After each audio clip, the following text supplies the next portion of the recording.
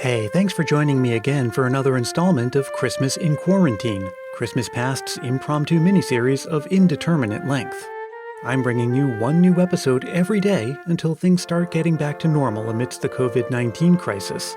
It's like an audio advent calendar to spread some much-needed Christmas cheer in these uncertain times. And today, we're going back to the swingin' 60s when the crooners crooned and the eggnog was always spiked. But first, I hope that you're staying safe and healthy. I hope that you're following all of the common sense guidelines and that you're taking your advice only from trained medical professionals. And second, I'll bet there are people in your life who could use a little Christmas spirit right about now, so why not help them discover this show? All it takes is a quick mention to a friend or a rating and review on Apple Podcasts. Both of those are quick and painless ways to show support, and they really do make a big difference. It's like spreading Christmas cheer. And if you do leave a review, I'll send you a Christmas Past sticker and a handwritten Christmas card as my way of saying thanks. You can get in touch with me for details about that or for any other reason. I always love to hear from you. You can reach me at christmaspastpodcast@gmail.com or find me on Facebook, Twitter, and Instagram. And if you haven't yet joined the private Christmas Past Facebook group, well, maybe today's the day you will. Now, today's episode is a roundtable discussion about 1968's The Dean Martin Christmas Show. It's a star-studded variety show filled with Christmas music, on-screen smoking, comedy sketches, and some truly head-scratching moments. I get into it all with my good friends Jenna Knorr from Welcome to Tinsel Town and Todd Killian from Christmas Clatter.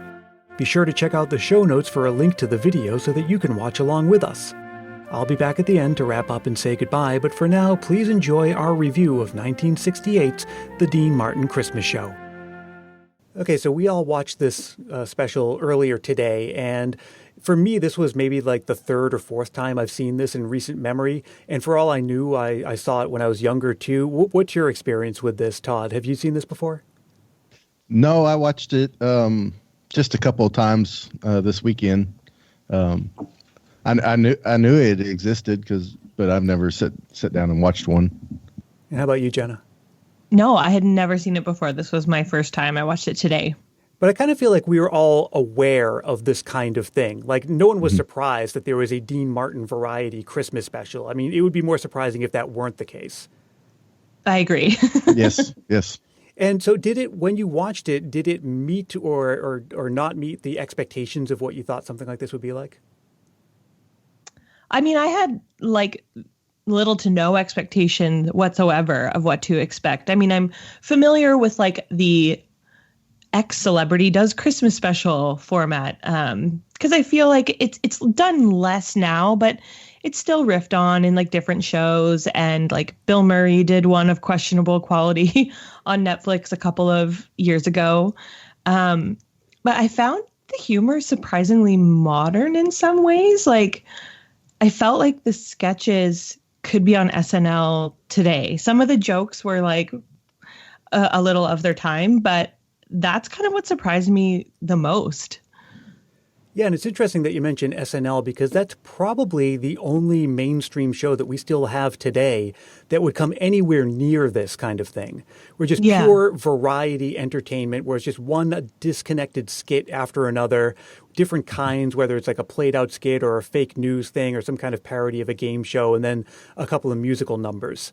Nothing like that really exists today. And if it does, and it's not SNL, it's either falls into some kind of pastiche, like when Stephen Colbert tried to recreate these old Christmas specials. And the same with Bill Murray. There was a bit of a wink and a nod going on there too. But trying to recreate these nowadays doesn't really have the same ring to it, right? It almost is either, like they're trying to recreate something or making fun of something that used to exist in the past, because this kind of entertainment is very, very much of its time. And what I find interesting about all of that is just why. So I'm probably the oldest one of the bunch, so I have childhood memories of the 70s and 80s. And so this special that we're about to discuss was from 1968, but that kind of entertainment, variety entertainment, was really, really at its peak in the late 60s and through the 70s and maybe a little bit into the 80s too. I don't know if you guys remember that show Solid Gold, but that was kind of part of my childhood. where it was a pretty much variety entertainment. There was this guy named Wayland who had a puppet named Madam, who was this kind of pop culture figure from the 80s. And so that kind of thing was really in the zeitgeist. And I kind of feel like maybe the equivalent today would be reality television.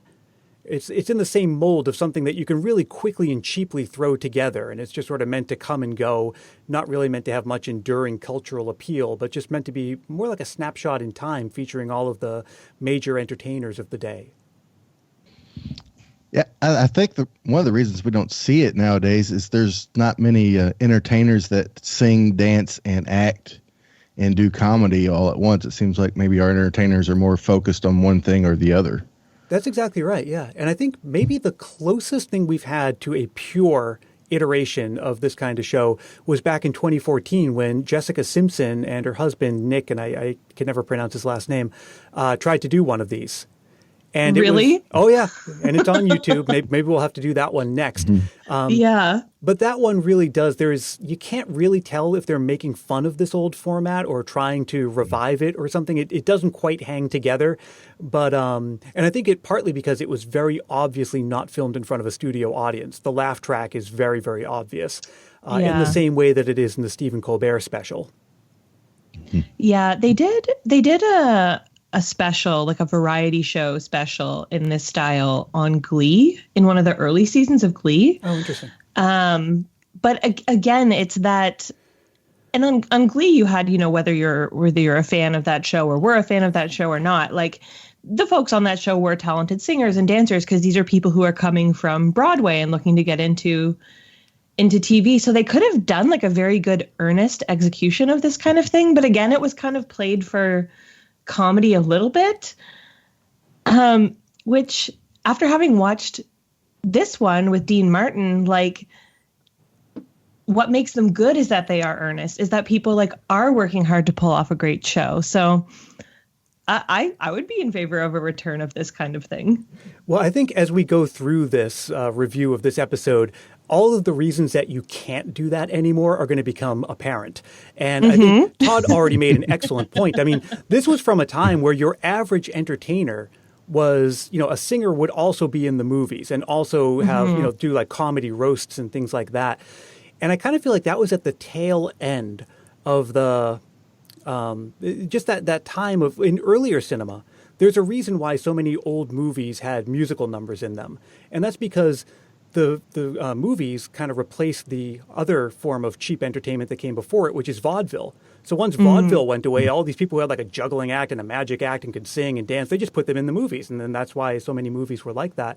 And I kind of feel like toward the end of the 60s is when the last of that was just kind of, the Rat Pack with Sammy Davis Jr., who's a multi-instrumentalist, who was an actor, a singer. He could also just do sort of like a stand-up routine, could just stand in front of an audience and just entertain them for an hour. You don't really have that anymore. Or maybe you do in Vegas. I think maybe Wayne Newton is maybe a little bit like that nowadays, or that style of a Vegas entertainer who they'll come out, they'll tell a couple jokes, they'll have a couple guests up, they'll do a little of this, a little of that. There actually was a special not long ago, it's on Netflix maybe, where Steve Martin and who's the other guy, Martin Short, come out and do this kind of variety special. Did you guys see that by any chance? No, I sure didn't. No, I didn't see that, but maybe I should. It's really entertaining, yeah. But anyway, so let's all cast our minds back to 1968. It was a time of great technicolor and casual sexism, and it was okay to drink and smoke on television. And you put all of that together with some of the great stars of the day, with some musical numbers, and you get a special like this. And it reminds me of some of the other ones that I saw around that time. And I know, Todd, you're a fan of these, the old Lawrence Welk shows, yes, and the Bing Crosby. There's another one like this where I think it's Dean Martin and the Sinatras. So what about those stands out to you?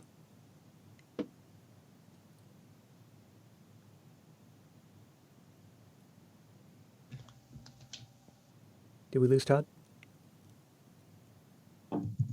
Hello? Hi. I'm sorry. It's okay. That's okay. I kind of everything went quiet for a second. I'm not That's sure the what magic of happened there. editing. No, so those kinds of shows, like the Lawrence Welk ones and this one and all of that. Like, what about those do you think stands out to you, Todd? For me, the music's the music's what really stands out. I just, the music with the dancing, that just something about all that just kind of puts me in the Christmas mood, gives me the Christmas feels, and that's what and the comedy's fine and it's great, but I just love watching people sing and perform music. Those are the standout moments for me. And Jenna, were you a fan of anything like this when you were growing up, like sort of variety entertainment, or are there others that were special to you? No, we watched a lot of like the kind of Christmas standards. We watched A Christmas Carol and we watched Emmett Otter's Jug Band Christmas because we like to cry at Christmas in my family, apparently. But I am a big fan of Broadway musicals. We were really into musicals growing up. And I feel like maybe that's why I did like this so much, is because it's like you're saying, Todd, it's like these multi-talented people. And I also love to watch people sing. I like the chills that I get when I hear someone perform a song really well. And it's something that I could never do. So there is that kind of like escapism aspect to it. So yeah, I really, really enjoyed it. Yeah. Well, just thinking back to be off Christmas just a little bit. And I think the reason I'm attracted to these Christmas specials like this is growing up in rural Missouri as a kid, every Saturday afternoon, Hee Haw was on. And it was basically this kind of show, just country music flair and, with comedy bits in between and then live performances and things. So it was just kind of a part of entertainment growing up. So, as my love for Christmas grew, then my love for this type of variety show grew, because it was such a familiar format as well for me.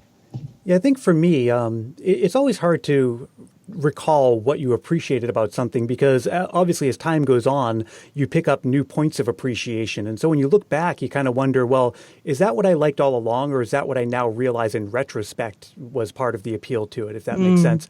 And so I recently watched an old Lawrence Welk Christmas special, and the thing that just popped out for me was that it's wall-to-wall colorful characters, and or colorful costumes and big hairdos, and of course it has that very 60s like in living color kind of look and feel to it, and again just the variety of all of the music. But there's something else about that and this one and some other ones too, which is there's something for me about the artifice of it all, the fact that that you're looking at what's supposed to look like someone's living room, but that it's on a stage.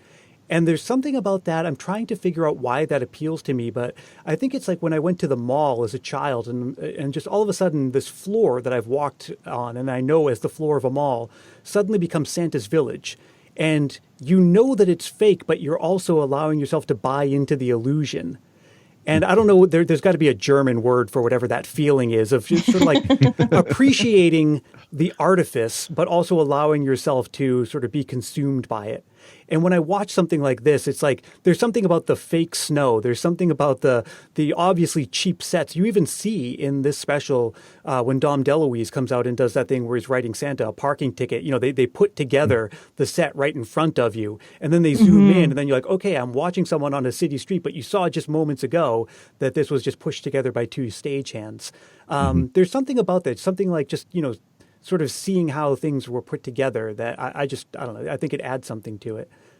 But anyway, I think it speaks to that classic, just like suspension of disbelief that we feel whenever we read anything, right? It's like you can pick apart the holes in a story in like a book or in whatever kind of media you're consuming. But if you just let yourself enjoy the experience, it just pays off. It just feels so good. So why don't we, as they say, take it from the top with this as we go back to 1968. And the first thing that you hear in that classic 1960s stentorian radio voice is brought to you in living color. And then we just go right on into it. So this first number, it begins with a musical number. And I don't know like if a kid watching this would find it creepy or not, but it is these masked dancing Santas who are just nightmare fuel. I mean, they're like Santas in rubber masks dancing around. Yeah, that's my first note. Santa masks in opening number equals creepy in all caps. Yep. It was definitely creepy. It was. That's what I wrote up. Creepy Santas. It kind of remind me of the Santas from A Christmas Story. And then it also kind of remind me of the from the Kung Fu movies, the white hair Kung Fu master with that you always see, and it was absolutely bizarre to watch them. Yeah, so they're all dancing around, and we get in a couple of other jokes. I think Dean might be smoking at the beginning of this, and they're putting Santa makeup on his face. And then all of a sudden we go into the dancing Santas. And then this was very much a style of the time. They'd be singing, and then all of a sudden cut away to this weird little vignette, right? Like something, it was like some nagging housewife. Again, this is where that casual sexism comes in. The nagging housewife saying, well, I need a fur coat or all that. And then it would cut back to the musical number. And that reminds me a lot of Laugh-In. I don't know if you guys ever saw that show. No, I never did. Yes. You saw? I used to watch Laugh-In on Nick at Night. So. Yeah, that's how I think it was on. It was like one of those after-school shows. I'd get home and it would be Brady Bunch back-to-back and then Laugh-In. Because I would have no business watching that as a kid. I don't know how, like I wouldn't be up to see it in prime time. But it definitely had that feel to it. So they start out with, one of those numbers, and then we get to Dean singing Marshmallow World, and by then it's clear to anyone watching that Dean has had a couple drinks before the show started. Oh yeah. Yes. It was, by the time you get to the end of that music number, which I mean we'll backtrack and talk about that number because I have some notes on that as well. When he's teeing up the sketch with Bob Newhart, he literally sounds like he's on Drunk History. Yes. Like he's like, and then we're doing a sketch and it's at the store. Like it's barely sensible. And I don't know enough about Dean Martin to know, like W.C. Fields was another one of those characters who was famous for being drunk. But if you've seen any of his old clips, he was a very skilled juggler. And again, he was one of these vaudeville guys who got put in the movies. And that was part of his shtick. He would come out and look like he was about to make all these mistakes because his persona was that he was drunk. But then he'd amaze you with his skill because, you would constantly think that he was about to drop something, but then he'd do something amazing. And I didn't know if that was part of Dean's shtick, like that he was just supposed to be the kind of drunk guy, or if it was real. I could be convinced either way, but I could really, really buy that he was drunk when the show was being filmed. Me too, 100%. I agree. That was my second note, is Dean drunk. Because I feel like this would be, I mean, it's funny because they do a sketch in the show about the office Christmas party, but I feel like this would kind of be like the entertainer's Christmas party is when they come together and do this variety show. So I would not be surprised at all if just like 2 steps off stage, there was a bar. Yeah. Yeah, it really does have that feel of a bunch of old friends just like, oh, we were going to get together and do this anyway. Why don't we get a camera and put it in front of everybody else? Because after that first number with the Masked Santas, then it goes in, it's sort of like a continuation of that where he sings Marshmallow World and then goes into this really classic Bob Newhart style sketch. Yeah. And this... Well, the thing on the thing I loved about the Marshmallow World is he sung it live, and it wasn't, it just wasn't in the can and him lip singing. He actually sung it live on stage, which is takes a lot of confidence to do as an entertainer to sing that live and then give the ad libs that he did and probably had a few drinks in him as well. So I was going to say liquid confidence. For sure. Yes. Because as it's happening, he's complaining that there's not enough snow coming down, or just making these little quips like right in between lines and still singing on key and all while drunk. Yeah. Yeah, definitely more casual sexism in that number where like there's these 2 women that are with him. And at some points they're like if you want to talk about the literal objectification of women, like they're literally just like set pieces for him to kind of fall over and kind of grab him when he's falling over. So that also, as if the smoking and drinking on TV wasn't enough, that kind of set the tone like a little bit for me. But I did have to remember, it is the 60s. This is a production that's very of its time. And as we'll soon see, it gets worse. It gets much worse. Yeah, much worse. Yeah. So, but then before things get really bad, we have what I think is really an excellent Bob Newhart comedy sketch, which could have been better if Dean could have kept a straight face. I kind of liked that he kept breaking character. I thought that was like, again, it kind of contributed to that feel of like, these are just friends who are hanging out and there's a camera here. I did like that. And Bob Newhart is just unbelievably funny. He is the best. Yes, I love Bob Newhart. Part of me, Dean broke so much, part of me wondered if this was the first time he had heard any of those lines. Probably was. It was Bob Newhart just, completely in improv mode, at certain points. But part of what makes Bob Newhart's comedy work is that he is deadpan, complete straight face throughout the whole thing. And the fact that, he's supposed to be talking to some harried and helpless store clerk who's trying to help him, but Dean just cannot keep a straight face. I mean, it's kind of like when someone laughs, you can't help but laugh along with them. It's almost like a reflex response. But I think it could have been a lot funnier if both of them were just kept in character the whole time. Yeah.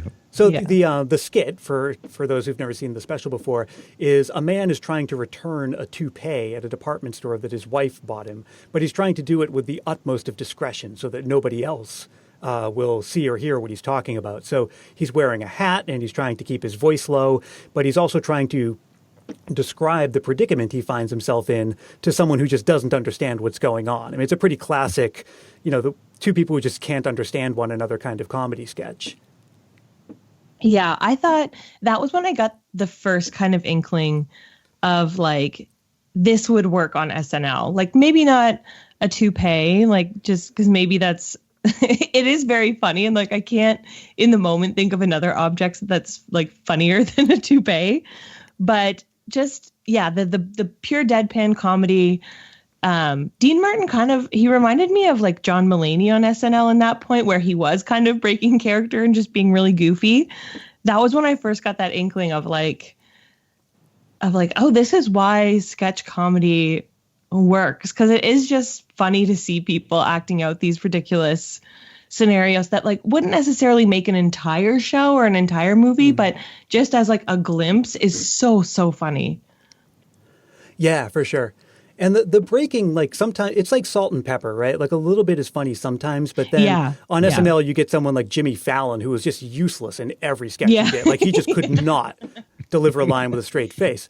Yeah, that's not fun because you still want to see the scene played out. Right. There were like Carol Burnett used to do that on her show. There was a lot of like winking at the camera, and it was kind of funny when, who's the other guy, Tim something or other, who would always laugh, or they'd just be like trying to crack each other up. But you got the sense that, they earned that, like 50 years in the biz, like you earn the right to do that. Otherwise, it just looks kind of sloppy, which is the impression I got here. But overall, a very funny sketch. Which then leads into, maybe this is the pattern. It's a sketch and then just some gratuitous sexism, because we go into a number by the Gold Diggers. Oh, man. And here's some trivia for you. Can anyone guess the name of a well-known celebrity who was once a member of the Gold Diggers? No. I'm going to take that as no. I don't think I know too many celebrities from that era. You would be surprised. It was Kathy Lee Gifford. Okay. Yeah. That makes sense for some reason. But apparently they were on those kinds of shows. And, getting back to the, not only are they dressed in skimpy outfits, but even just the physical posture that you see them in when this whole thing starts. We don't necessarily need to go into it, but it is very... very objectifying in the way that they're positioned on the stage and the things that they're doing, and so they go into this medley, which the first song is just I forget which number it was, but it was something like Santa Claus is coming to town or something like that. But then Dean comes in and they all surround him, and then it just gets creepy where they're all like, "Daddy, buy me this," and "Daddy, buy me that," or something like that. Just like staring at him adoringly, all trying to like clamber over each other to get close to him.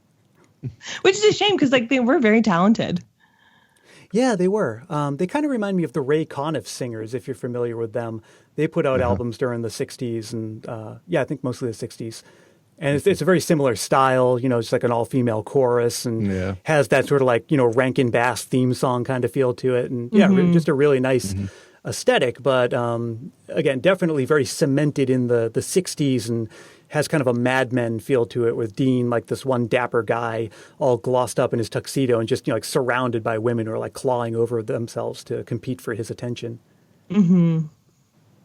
Yeah, there was even one of the Gold Diggers sitting to, if you as you look on the screen, sitting to Dean's right hand, not the one next to him, the one next to her, would reach over and she like would take her fingers and like walk up his arm a couple of times, just so she just so I guess she could touch Dean Martin for some reason. I'm not sure. I found that a little odd too. So. Well, there were definitely a few moments like that being a very good example where in my mind, I was thinking like, who is this for? Like, what time of day is this airing on television? Mm-hmm. Who are they hoping will watch it? And at first I was like, oh, it must have been like on prime time. This must have been something for mom and dad to watch when kids went to bed. And then there were like all these kids at the end. So yeah. I don't know, maybe this is the late 60s version of wholesome family entertainment. We'll like gather around and watch creepy Uncle Dean Martin and I should be drunk. See, the timeline between when this came out and when some of the Lawrence Welk specials came out, because they would follow that exact same format. At the very end would be all of the cast and crew's kids would be on stage and they'd go around and introduce everybody. That was kind of the thing you did in these kinds of shows at those times. I'm not quite sure which one of those was the first to do it, but yeah. And this was a primetime special. Oh yeah, I mean it's kind of like the modern day. If you went to like your office Christmas party, there'd be like Santa who would give every kid a gift. Like it's maybe that kind of a nod of like the greatest gift we can give these children is to be on television.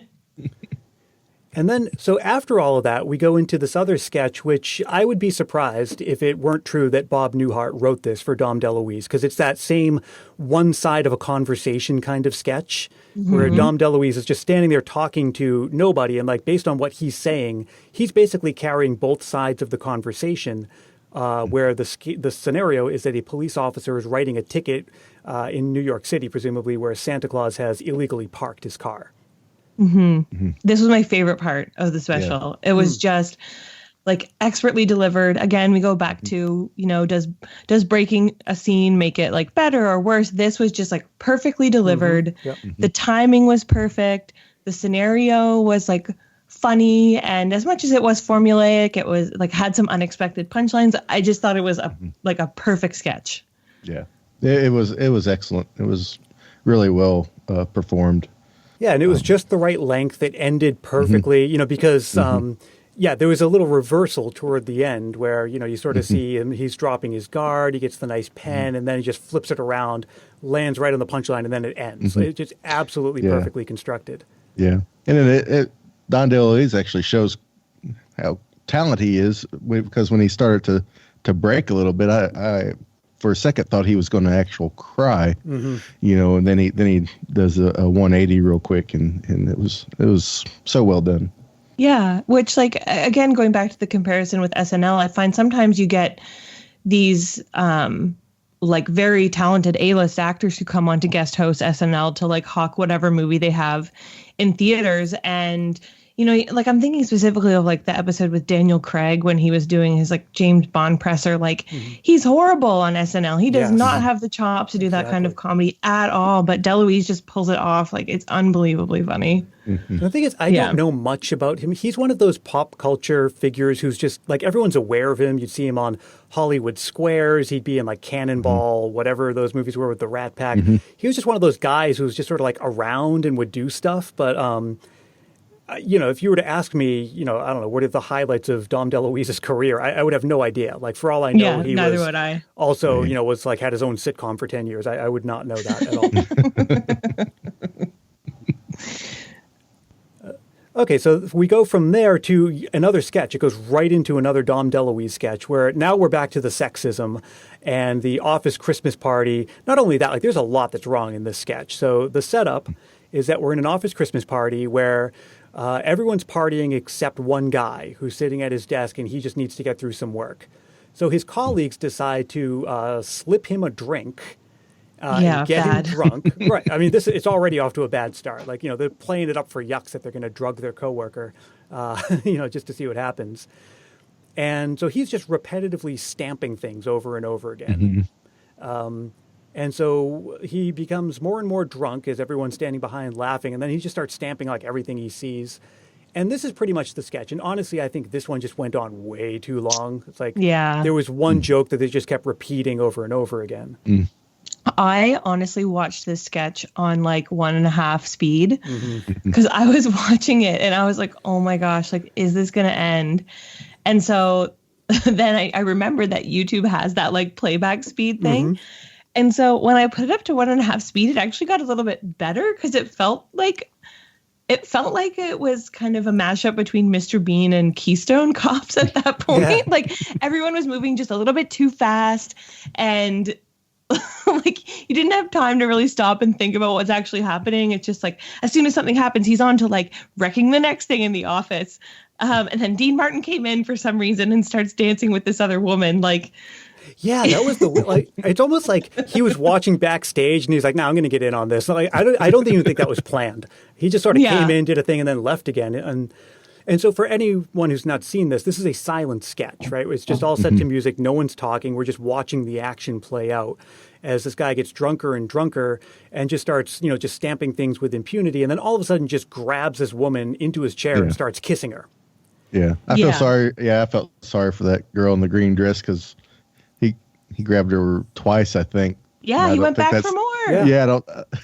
And one time I could have swore maybe he like bit her arm or something. Yes, the first time. Yes. Yeah, the first time, like he grabs her into the chair, and so she's sort of like in a cradling, the way you cradle a baby. She's like, that's how he's holding her, and like he bites her arm and then kisses her, and then she stands up, and her reaction is just like, "Oh, you crazy guy," Yeah, and there was no precedent that like they had been like flirting again, not that like grabbing a woman is okay just because you've like flirted her up a little bit, but it was just like she was just another person in the office who like you got the impression if it had been any woman standing behind him, he would have just been like, well, you're mine now. Yeah. It was the 60s. That kind of thing was okay back then. Yeah. Quote unquote okay. Kidding, everybody. So then he does it again, and then the sketch ends in a final act of sexual harassment where he takes the stamp and just stamps some other woman's backside with his stamp. And that's what gets the biggest laugh. Like that's when okay, everything's gone off the rails at this point. It's time to end this. And there is actually a little reversal at the end, right? You sort of like, that's the climax. Things sort of settle down. But then I don't know if this is a third woman, comes out of nowhere and like hangs mistletoe over her head, and then they kiss. And that's the end of the sketch. Yeah, which was like, would have been a sweeter ending if you hadn't seen him just like grabbing women throughout the party. Yeah. Like, I don't know, if he had just been kind of like boisterous and crazy and she was kind of watching like timidly from the other side of the party. And then finally at the end, when everything's quieted down, she comes in with the mistletoe. Like that would have been a sweet beat to end on. Yeah. But instead you're watching it and you're like, what does she see in him? Yeah, I don't know if she's feeling sorry for him or whatever. But I can just imagine the pitch session for this. Like, all right, I have a great idea for a sketch. Like, these people drug their coworker, and then he starts getting super creepy. Like, all right, that's gold. Let's put that on. This is like this would be like a last minute cut for time decision on like an SNL today. Mm-hmm. I feel I feel like the office party is still kind of like rich for comedy, but you have to play it so carefully because it's like, this is work. Like, this is where people go to work. So like, don't be creepy. Oh, I realized that I skipped over a couple of things. So after the Santa Claus parking ticket sketch, we go into this other sketch that, again, it's with Dom DeLuise and Dean Martin, where they play a couple of, like the classic image of the hobo, these guys with baggy clothes with patches all over them. And it lasts just a minute. They're sitting on a bench, and apparently the setup is that these are two, wanderers who perhaps see each other once a year on Christmas Eve, and they're both smoking cigars as they talk. And the joke is that they exchange gifts, and the gifts they exchange are the cigars that each of them is smoking. Like one hands the other his cigar, and the other does vice versa, and that's it. I guarantee you that was like, okay, we need a 30-second filler before commercial kind of thing. Right. Well, and that one, Dean Martin did costume change. Yeah. In none of the other, like I assume it was just pieces like added over again, this tuxedo that he's wearing, and every other sketch he just appears in his tuxedo. Like he's working in a shop in a tuxedo. He's at this like business casual Christmas party in a tuxedo. Yeah. So I guess in this one they were like, we really need to like rough him up a little bit if he's going to be a believable hobo. Yeah, so that one just kind of comes and goes. And then in the very next sketch, we see Dean. This is sort of like the most showbiz thing in the whole show, where Dean's sitting on a grand piano and the maestro is tinkling out a tune. And this is where he's doing he's just being an entertainer, right? He's telling jokes. He's doing maybe a little bit of dancing, just a little bit of, just casting a spell over the audience with his talent and his personality. And when the scene opens, he's drinking from a bar, but then it turns out that the bar is this sort of like secret bar that you can flip and it looks like a bookcase. And he sits on the piano and he starts just doing his thing. And this is another one. It's almost like a non sequitur where there's a knock at the door and Bob Hope comes out for like 5 seconds and just says like, oh, hey, it's pretty crowded with all your empty bottles back there. And then he leaves and that's it. Yeah, I thought the one with the hobos on the bench, I liked that one. Again, it was really short. It almost made me wonder if maybe on like another part of the soundstage they were flipping the set or something. And so they just needed to take people's attention off of it. But the Bob Hope cameo was weird. It's like you have Bob Hope and that's the material you give him. It just felt like a strange choice. And I wonder if that was like some kind of contract thing, like you can have him, but you can only say like one line or something like that. Because he was really underused. He does come back at the end of the special. We're going to get to that, but in a very different context. And it wasn't actually on stage, right? It looked like it was recorded earlier. Yeah. Part of me wonders if that Bob Hope bit was improv because he made fun of Dean's drinking and said something about loving Dean's red nose and things like that. And I don't know if I looked too much into it, but Bob Hope almost had this look of disgust about him, like he just can't believe. Maybe like Bob Hope was available at the last minute and they hadn't written anything for him or something. And then he was like, what can I talk about? Dean's been drinking an awful lot tonight. Right. Yeah, I think I've heard stories that Bob Hope was not really well liked by his peers, that he had like a bit of a nasty side or a condescending side, but I could be misremembering that. Yeah, he did. He did kind of have that like stern grandfather tone in his cameo. Yeah, but he just sort of comes, he says his one line and then he goes and you're just like, oh, okay, there's that. And then it goes right into the office Christmas party. And so when Dean comes into the office Christmas party wearing the tuxedo, it's the tuxedo we just saw him in when he was sitting on the piano. And then after that, we're pretty much ready to start wrapping it up. This is when we come on to I think we go to a commercial break and we come back and we find the stage just has all these kids all over it. And for the first few minutes, they're just letting the kids be kids. It's almost like one of those kids say the darndest thing kind of things. Yeah, it felt like that kind of setup. Yeah. Where, Dean's just asking them, and like one kid, he asks, do you have a favorite singer? And the kid just like starts freaking out for no apparent reason. I have that in my notes too. The kids are mortified by Dean Martin. that blonde-headed boy that was laughing I looked at it, doing research. That's Peter DeLuise. That's Don DeLuise's son. Is that Peter DeLuise from 21 Jump Street? Yes. That was Johnny Depp's partner on 21 Jump Street. Yeah. And here's some more trivia. And the opening shot, the little girl sitting on someone's lap is Melissa Gilbert from Little House on the Prairie. Yes. She's also in that scene. She's the one that corrects. Denny Weaver about which instrument to play first. Oh yeah. So then, so Danny Weaver comes out, and I don't really know who Danny Weaver is, but he seems like he belonged there. And comes out and just does one of those, we're just going to sing a song with the kids. And each of them gets like a kazoo and a drum or a harmonica. And at certain points in the song, they just make a bunch of racket. It's chaos. Like, by that point, I was like, oh, they've lost the plot on this one. Which I'm sure they played it for that comedy. They were like, there's no way this is going to be executed well, having all these children with just different noisy instruments. But yeah, I saw it coming a mile away that music number was going to be a bit of a train wreck. I'm surprised they kept it as well together as they did. Yeah, and like I said, that really is part of, you'll see that in those old Lawrence Welk specials. And it gets a little weird when Lawrence Welk, because they literally just go around the room and it's like, okay, introduce yourself and introduce us to your kids. And it's just like 15 minutes of that. But I kind of feel like that's a time-honored tradition. There was a Mariah Carey special that came out on Netflix a couple of years ago. It's a concert special. She just does a concert.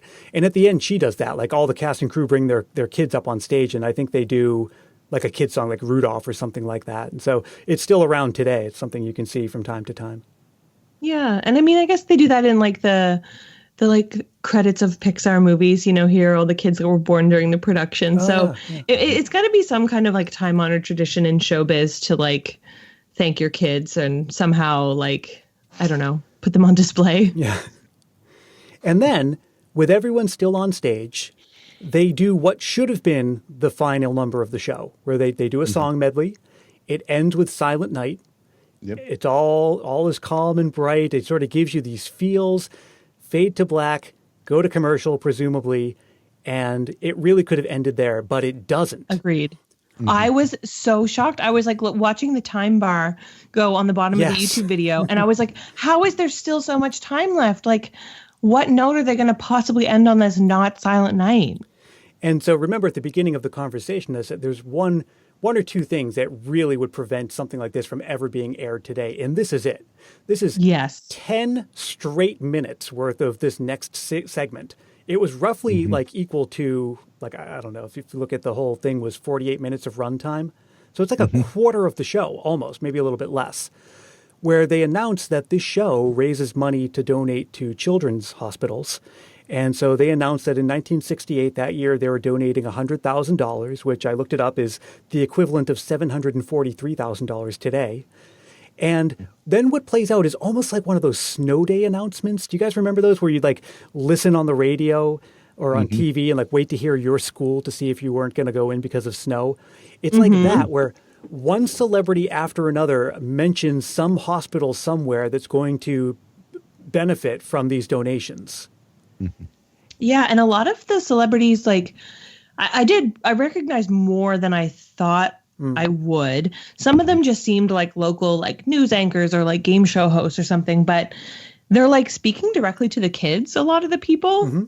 And again, it goes back to like, do you think all these children are like sitting around in the children's hospital like, oh, I hope they name our hospital? Like, it seemed strange. And again, so long. Very long. But it is this revolving cast of really high profile people. Like George Burns is in it, Jimmy Stewart, Johnny Carson, Bob Hope, Tony Bennett, Andy Lucille Griffith. Ball was at the end. Yeah, Lucille Ball. Yeah.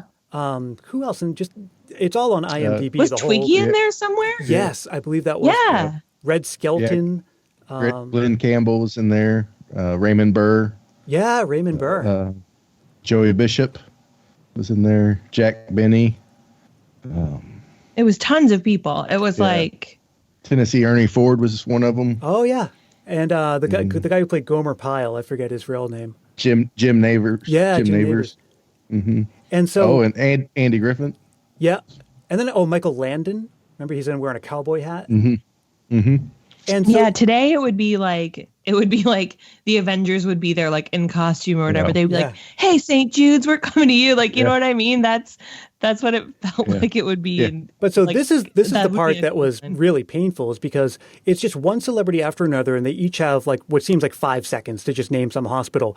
But you can't just say that like over and over again. Okay, this hospital, that hospital. They have to kind of say the same thing in a different way. So each one of them will come up like, hey, you kids at like the St. Jude's Center, tell Rudolph to keep the lights on because blah, blah, blah. And then it would go over to Bob Hope and he'd be like, well, I hope Santa Claus doesn't miss out on this house in like Mexico or something like that. And it's just 8 straight minutes of this. And there weren't even like they weren't trying to inject any comedy into it or entertainment. It was just they cut from one scene to another. And again, all of these must have been filmed elsewhere, right? You'd see people in front of different curtains. Yeah, that's what kind of like you got the idea that they were like, okay, it's like the end of a long day of filming on like X show or X movie. They're like, oh, can you just read this line for the camera? Like, yes. Yeah. Yeah, Michael Landon was still in costume from Bonanza, and then the other two main characters from Bonanza as well. It's like they just pulled them to the side. And I was wondering about that. Mm-hmm. Yeah, because Johnny Carson does it right in front of his what looks like from the stage of his theater, and Bob the Hope like does marquee too. lights in the back and everything. Yeah. Yeah. And so then that's it, right? Oh, they start with a song. They sing "Christmas is for Children," and then that leads into this announcement, and then it's just like 8 to 10 minutes of this. And then they end. And so, again, it's sort of like this anticlimax where they come and they do a medley, which I believe ends on "We Wish You a Merry Christmas" and fade to black. Yeah. Another note that I had here, before it goes into like the revolving door of cameos, they're doing like that slow pan of all the toys. And there are so many Smokey the Bear toys. Oh, yeah. And like, I don't know if was that like a popular toy? Like I was kind of looking for like the hot toy of 1968, looking for like toys that I recognize, but it was just a ton of like creepy dolls, which makes sense for the time. And then so many Smokey the Bear toys. I'm guessing that was a donation from, what is that, like the Wildlife Foundation that did Smokey the Right. Bear? Or like the National Park Service or something. Yeah. It's probably popular in California. Probably. Isn't there, you guys have Smacky the Frog in Canada, right? What? Isn't there Smacky the Frog? There's a Smacky the Frog who is the equivalent of Smokey the Bear. I don't know if it's Canada or England, but yeah, that's a thing. Oh my gosh. I need to look this up. Smacky the Frog. Yeah. He is in England. Oh, England. Okay. Yes. We have Smokey the Bear here too. I remember those growing up. Those were, we'd see those little PSAs from the Better Business Bureau and the National Wildlife Association and things like that. And it would just be like, only you can prevent forest fires. But I'm surprised that there was a commercially available product, because who would be profiting off of that? It seems like a government agency would be behind that. But they must have licensed the image to some toy maker. Yeah, which I think helps with the theory that maybe it was a donation. Yeah. Yeah, because what were the toys from 1960, late 1960s would have been like Easy Bake Oven was a big one. The Pet Rock was maybe in the 70s. I'll have to look up what the top toys from the late 60s were. Yeah, it was just a lot of like generic kind of looking toys, like big old like spinning tops, and again the like dolls with like the dead eyes, and Yeah. one of whom got a close up at one point. Yeah, he's kind of look, for a Barbie doll in there or a G.I. Joe or something like that. But I wonder if they had to be careful about showing branded products. Maybe that was behind it. So anyway, they're just showing all this bounty and then talking about all the kids who are going to get it. They sing a song and they say goodnight, and that is the 1968 Dean Martin, what was the official title? The Dean Martin Christmas Show. Yeah. And it seems like that was just one of many things he did, because his comedy roasts were on prime time a lot. He was just one of those guys that they're like on Saturday, they just put on an hour's worth of Dean Martin doing something. And I guess this was just the one that they put on around Christmas time. Yeah, he did mention in this special that he had a Thanksgiving special like the month before. So wow. Yeah, I'm definitely going to go watch more of these because they are so good. Yeah, I'm definitely in the show notes, everybody. I'll have a link to this on the YouTube, where you can find it on YouTube. And also some of those Lawrence Welk ones. I'd love to do one of those someday. And if anyone listening would like to come on and review it with me, but by all means, drop me a line. Because this is just something that is frozen in time. I don't think we could have one of these today. I think whenever we try, it's like, oh, we'll put Michael Bublé in something like this. And it just, it doesn't work. I think for a lot of reasons, Yeah, I was just going to say that like on NBC now, they've been doing those like live musicals for a few years. And they haven't done one like explicitly Christmassy that I know of, but they're always plagued with technical difficulties, and a lot of them don't have a live audience. And then the ones that do have a live audience, the audiences are like mic'd poorly or don't react when they're supposed to. Like it feels like TV has kind of moved away, which is interesting because theoretically we have like better technology to put on these more like complex specials. But the NBC ones are just like, they have not been successful at all. Yeah. Well, and it also just reeks of gimmick. Like, that they're doing that because like, you're going to watch it because it's live, and streaming it later wouldn't have the same feel to it. But yeah, I kind of feel like that too is just something very much of the moment now. We do live stuff not because it's a throwback to another time or something like that, but it's like that's kind of the idea of appointment television. There really aren't too many opportunities for that anymore.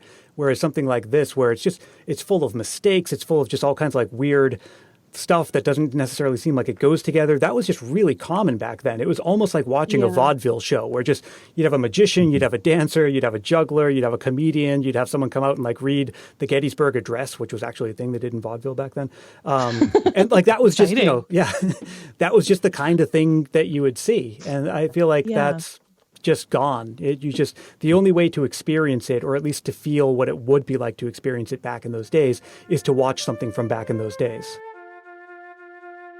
Hey, thanks for listening, and I hope you enjoyed that, and maybe it inspired you to go check out that special and other ones like it. If you have any suggestions for things you'd like to hear me review, please drop me a line. I'd be happy to consider it.